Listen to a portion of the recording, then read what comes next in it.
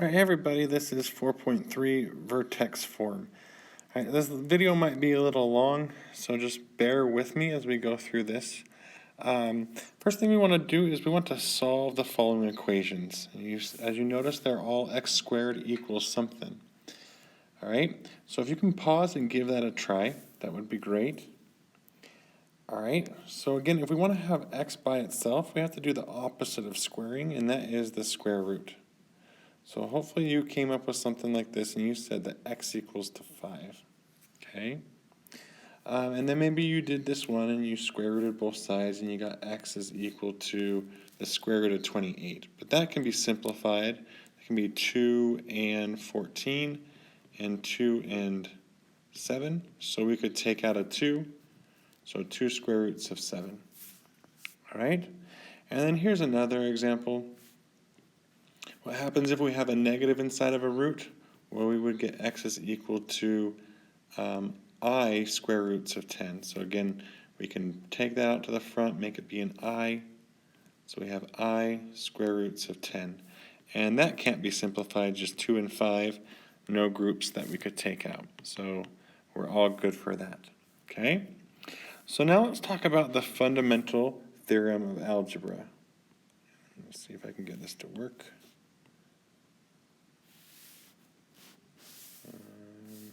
Had it. Sorry, one sec. Paste. There we go. All right. So the fundamental theorem of algebra states that a polynomial of degree n has n solutions. So if we had a linear equation where like y equals 2x plus 3, again, our degree there would be 1. We would have one solution. Okay. If we have a quadratic, which is what we're talking about here, where we have x squared, how many solutions will all of our equations have? Well, we should always have 2 solutions. Always, okay? So, if that's the case, this is what we had up here. We had this x squared equal 25. That is a quadratic equation. But we only have one solution. It looks like here we just have x is equal to 5. So where is the other solution? The other solution is x is equal to negative 5. So if we did negative 5 squared, that gives us 25, and 5 squared also gives us 25. So we have 2 solutions. And why maybe we didn't notice that at the first is that whenever we take the square root of both sides, whenever we try and solve by using square roots, we're going to have a positive and a negative solutions, okay? So then we would end up getting x is equal to plus or minus 5. And typically, we would maybe write our answers as x equals 5 comma negative 5. So basically we list the solutions. Okay? So for B, we would have plus or minus 2 square roots of 7, or x is equal to 2 square roots of 7 and negative 2 square roots of 7. All right, and then similarly with this one, plus or minus, we get x is equal to I square roots of 10, comma, negative I square roots of 10. Okay, so we're going to have some equations in the future in vertex form where we will be using square roots to solve. And we need to make sure that we realize where or how do we end up having those 2 solutions and make sure we don't miss that as we go along. All right, so important reminders. Anytime you use square root to solve, we have 2 solutions, or we'll have a plus and a minus, okay?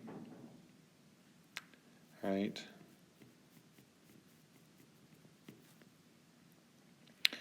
All right, so let's do a couple examples. Just remember, as we solve these problems, kind of think of going backwards through PEMDAS.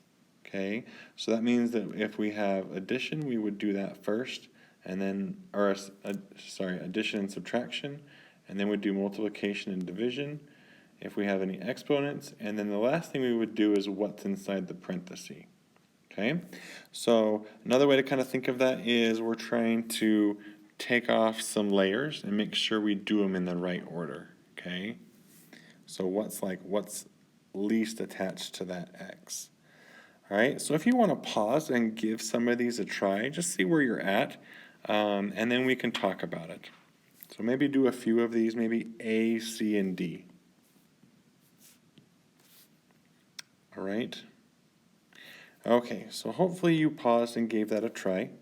So again, the first thing we're going to need to do to get rid of x, or to get x by itself, is we need to get rid of the multiplication here. So we'd need to divide both sides by 5. X squared equals 25. And then we could get rid of the exponent, so we would square root both sides. And again, we have plus or minus 5. Okay. Again, if we kind of followed PEMDAS, there wasn't any addition or subtraction, but we did have multiplication, and that was the 5 times x squared. So we would do that first. All right, C, again, following backwards through PEMDAS, parenthesis, what's inside the parenthesis is the last thing we're going to do. So the first thing we need to do is square root both sides. So we get x minus 2 is equal to plus or minus 7. Okay, so because 7 times 7 is 49. All right, then what we would need to do is we could add the 2 to the other side. So be cautious when we do this step. Some students will just kind of combine that and they end up getting plus or minus 5, but that is not correct, okay? It's negative 2 plus 7 and negative 2 minus 7. So see what happens when we do this, what I like to call the right way, okay? Just kidding. That's like a quote from something. All right, anyway, so x is equal to negative 2 plus or minus 7. So we have two solutions. One is negative 2 plus 7, and that's what we had above. But our other solution is negative 2 minus 7, which gives us negative 9. So our solutions would be 5, negative 9. Okay? All right, so again, realize the difference. We have to kind of do them separately because we're going to be subtracting 7. So we would get negative 9. We wouldn't do negative or plus or minus 5. Okay? All right, let's do a couple more examples and see what you got. I think we had this one maybe you were working on. So this is kind of the same sort of feel. We get rid of the exponent first, so x, oops, sorry about that.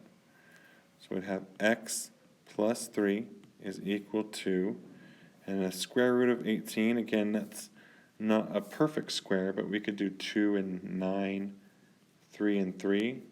So again, we have a plus and a minus, and we can take out the 3.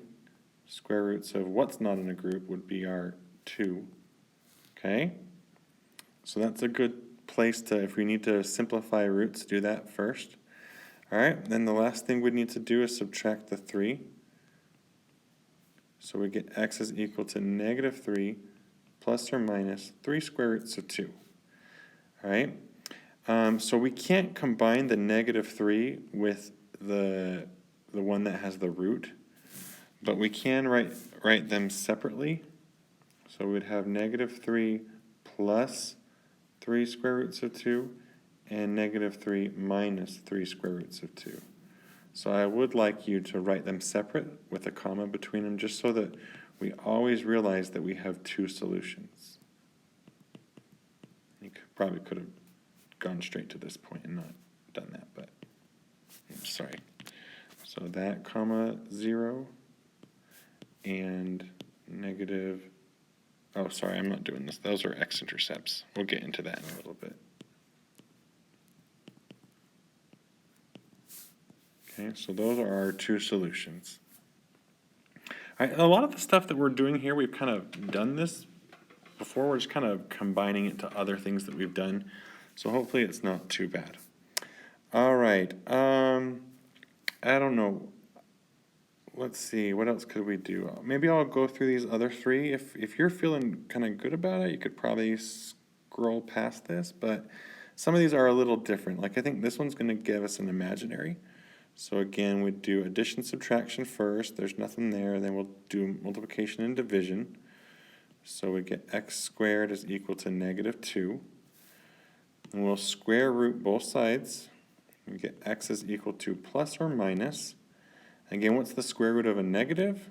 Well, that would give us an I. So plus or minus I square roots of 2. So we could rewrite that having two separate solutions, so a positive and a negative.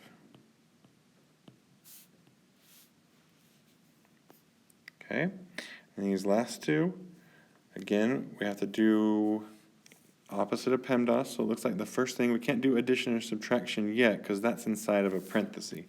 But we can divide both sides by 4. So x minus 5 is equal to 4. Sorry, I missed that squared part. We'll do the square root both sides. So we get x minus 5 is equal to plus or minus 2. And then the last thing we need to do is to add 5 to both sides. So we got 5 plus 2, which gives us 7, and 5 minus 2, which gives us 3. So our solutions are x equals 3 and 7. All right, last one. Okay, this is kind of like the whole possible things that you'd have to do. So first is multiplication and division. So we need to add that over. So it's not in a parenthesis like the other ones. So we can move that over. We get 2 x minus 8 squared equals, what is that, 4? And then we would divide both sides by 2. So the next thing is multiplication and division. So we'd get x minus 8 squared equals 2. And then the next thing, we'd get rid of that root. So we'd square root x minus 8. Again, square root and a square root cancel. So we get plus or minus the square root of 2. And then the last thing we need to do is to add 8. Okay? So then our solutions are going to be 8 plus the square root of 2 and 8 minus the square root of 2. Okay? So that's the first page that we covered. Basically just solving for x when we have to use square roots. All right. Now let's talk about vertex form. So this whole thing's about, we're trying to build up to vertex form. So we talked about, maybe we did or did not, but there's 3 different forms for quadratics. Just like I think there's like 3 different forms for linear equations. Okay? We talked about standard a bit in the past, but we're going to start with vertex. I think it's the easiest form to do, at least when we're trying to graph. Okay, so this is the form y equals a times x minus h in a parenthesis squared plus k. That's a k. Okay. One of the things that's really nice is that we can easily find the vertex. So the vertex is the h, and it's the k. That's your point, h comma k. Okay, so that is our vertex. Super easy. We just look at the picture or the equation, we find the vertex. Okay, if we have the vertex, that means we also know the axis of symmetry. Axis of symmetry is like the x part of your vertex. And we also know the max or min value, because that is like the k for your vertex. Okay. We can also find the direction of opening based off of a. So if a is positive, we're going to open up. If a is negative, it opens down.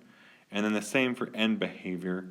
If it's going up, then we can figure out the end behavior. And if the parabola is opening down, then we know the end behavior too. So there's a lot of things that we can find. These are those key features that we talked about that are listed in 4.1. You will be tested on at least coming up with a couple. Some of the things that we can find really easy from Vertex Form. So you may want to write those down, put a star on that, okay? All right, so let's find the vertex from an equation in Vertex Form. So here are 4 equations that are all in Vertex Form. So Vertex Form always has a parenthesis, at least, we'll talk about that. I guess that's not always the case, but it always looks something like that, okay? So here is an example, and we said that the h and the k is our vertex. So if we want to find our vertex, it's going to be, so you would maybe be inclined to say that it's -3, 2, but you'd be wrong, okay? Because our equation is x minus h. So, and the vertex is positive h. So whenever we want to write our vertex, we have to switch the sign. Whenever we take something out of its parenthesis, it's going to change its sign. Another way we can kind of think about that, if it helps, is if you plugged 3 into this, if x was 3, then you would get 0. 3 minus 3 is 0, and that would be gone, and we'd just get y equals 2.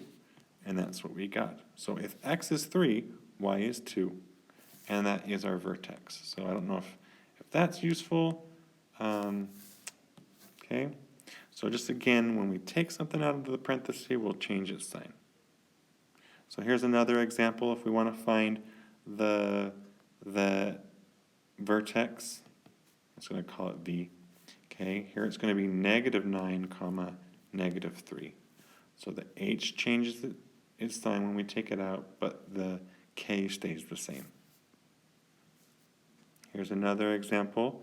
So this one's a little tricky. It's still in vertex form, but the h is missing. So we could rewrite this as x like plus 0 squared minus 3. So if that helps, then we can just say, oh, our vertex is just 0, -3. All right? So that's a little tricky because that doesn't really look like vertex form because we don't have the parenthesis that typically we have. So just kind of think about that. If the parenthesis is missing, then h is just going to be 0. And then here's another example where here the k is missing, so k would be 0, like our constant on the end. So our vertex here would be -2, 0. Okay? All right, so now we can easily find the vertex, and that means we could plot really easy. So here we know the vertex here would be -2, -1. Again, x's, I think I wrote that here, is that x's tell lies. So this x is telling this that it's a +2, but here it's a -2. I don't know if that helps. Lots of different things I've heard about in the past. If one of these sticks, then that's great. So our vertex here is -2, -1, so right here. And then in our last lesson we talked about we can use the growth pattern. So in this situation, a is 1. It would be right here in the front, which means our pattern is 1, 1a, 3a, 5a. And if a is 1, then we just get 1, 3, 5. So we go over 1, up 1, over 1, up 3, over 1, up 5. And we do it on the other side too. Okay. All right, so we can graph a quadratic equation, or sorry, a quadratic in vertex form. And we can also solve. So if we need to solve an equation, all we need to do is we set y equal to 0 and we solve for x. So that's how we solve. So this one's already set up. I changed that y to be a 0 and I just put it on the opposite side so that it looked like the type of problems that we did above. So sometimes people set up their equations like this and they just do equals 0 and then they just kind of cross that out. So that's another option too when you're trying to solve for x. All right, but we know how to do this. We did this before.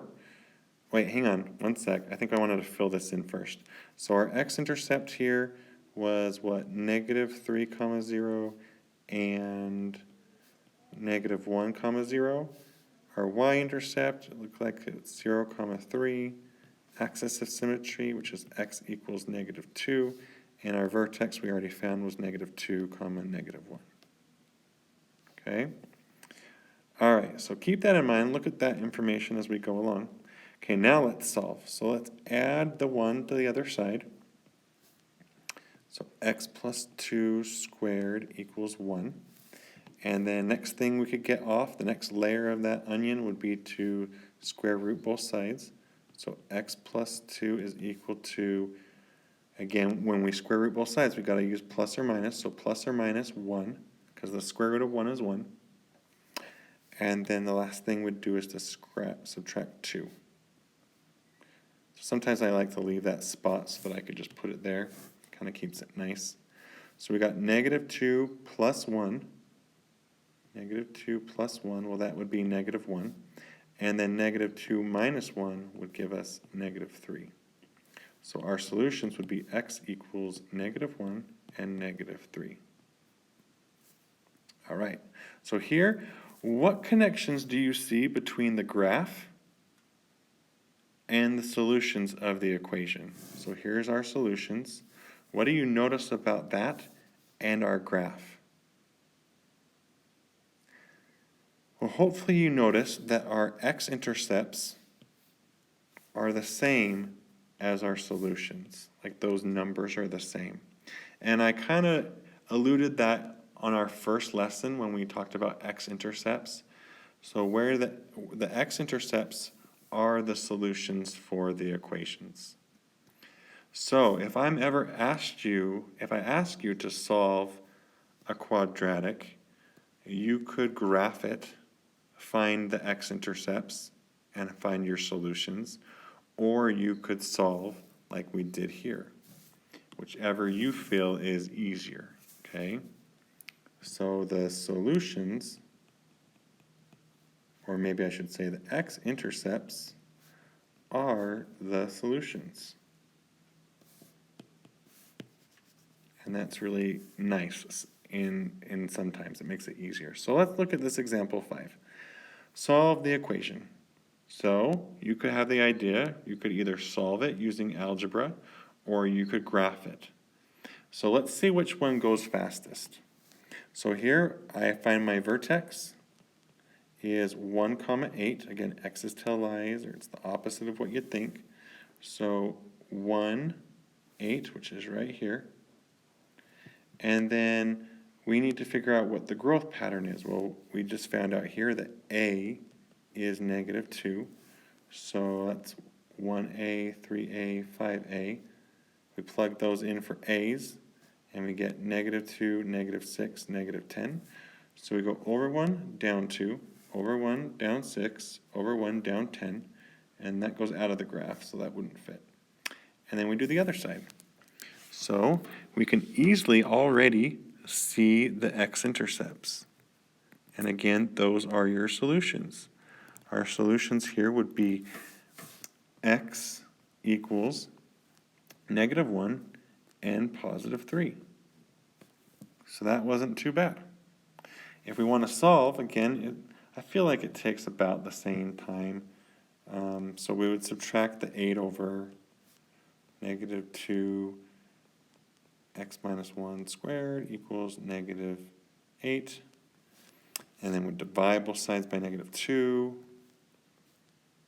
We get x minus 1 squared equals 4. Maybe this takes a little longer.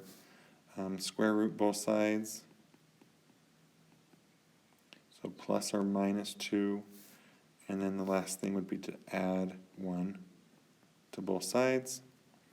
And we would get our two solutions. 1 plus 2 is 3, and 1 minus 2 gives us negative 1. So those are our solutions. Okay? So how did you find your solutions from your equation? Well, you probably could have chosen either.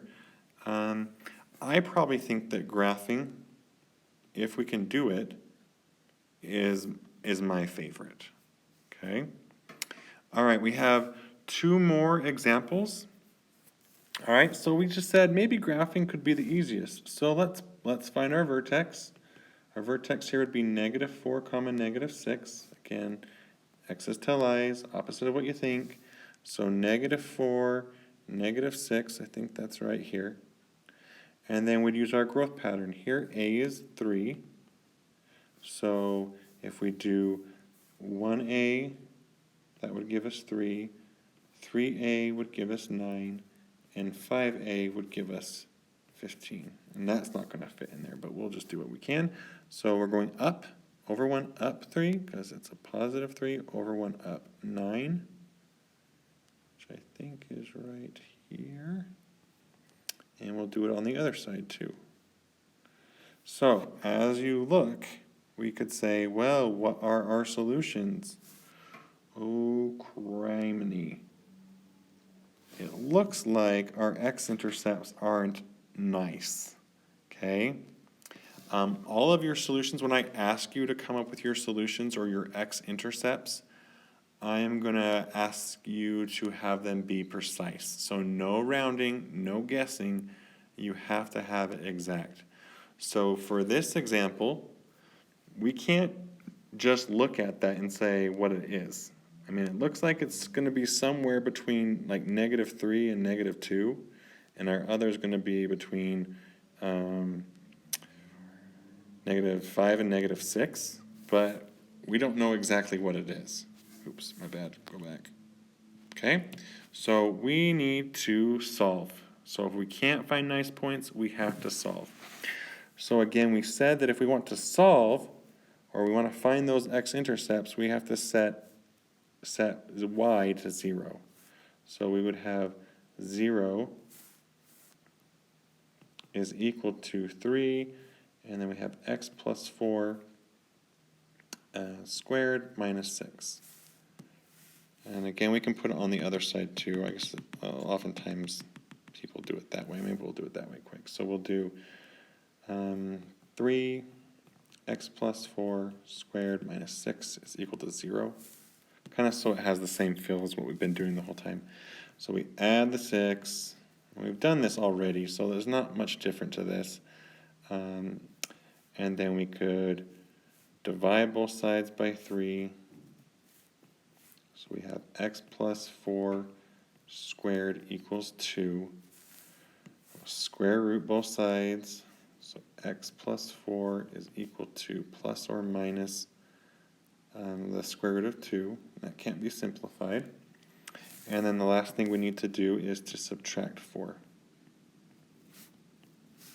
So that would be our solutions. We'd have x is equal to -4 plus the square root of 2 and -4 minus the square root of 2. Okay, so if I'm asking for the x-intercepts, I ask you to put them in ordered pairs. You would need to do something like -4 plus the square root of 2, comma 0, and -4 minus the square root of 2, comma 0. Oops, I missed that part, comma 0. So those would be our x-intercepts. So there's kind of a difference between the solutions and the x-intercepts. All right, now we also want to find the y-intercepts. And I told some of you guys that right now we can't see it, and I had you guys write down unknown. But now we can figure out how to do it. So if we want to find our x-intercepts, we set y equal to 0. If we want to find our y-intercepts, we set x equal to 0, and we solve. So we do y is equal to 3 times 0 plus 4 squared minus 6. And so that would give you 3 times 4 squared minus 6, or 3 times 16 minus 6, or what's that? Where's my calculator? 3 times 16 is 48 minus 6. And really you could kind of just put this into your calculator. You don't have to do it all by hand, and we'd finally get y equals 42. So our y-intercept would be 0, comma 42. Okay? So again, if we can't if we don't have nice points for our x-intercepts, we have to solve. If we can't see our y-intercepts, we need to solve. Okay? All right. Or either that, you could just continue your pattern. You could go, we did what, over 1 up 3, over 1 up 9, over 1 up 15, over 1, and what's next? I mean, you could continue that pattern too and find your y-intercept. All right, so last and final problem. We want to graph this. So graph and identify the key features. So again, this is in vertex form, where we have x plus 0 squared plus 4. So our vertex would be 0, 4. So that's right there. A is 1, so we're going to do 1, 3, 5. So over 1, up 1, over 1, up 3 on both sides. So that's our parabola. And it asks us to find the x-intercepts. So here we would say there's none. Okay, but I want us to also see if we can find our solutions. So if we want to find our solutions, again, we set y equal to 0. And we solve. So we'd subtract the 4. So negative 4 equals x squared. And then we would square root both sides. And we know that when we square root both sides, we'll get a plus or minus. And what's the square root of a negative? Well, that's an I. And what's the square root of 4? Well, that's 2. So we'd have 2i. So that would be our solutions. Again, I kind of mentioned that before too, that if it doesn't cross the x-intercept, we still have solutions, but they are imaginary. So we have 2 imaginary solutions. All right, and I think that will be about do that for us. I'm just going to fill that in. So here x is equal to 0. The vertex we already wrote down was 0, 4. All right, well, if you have any questions, please let me know. We'll see you later.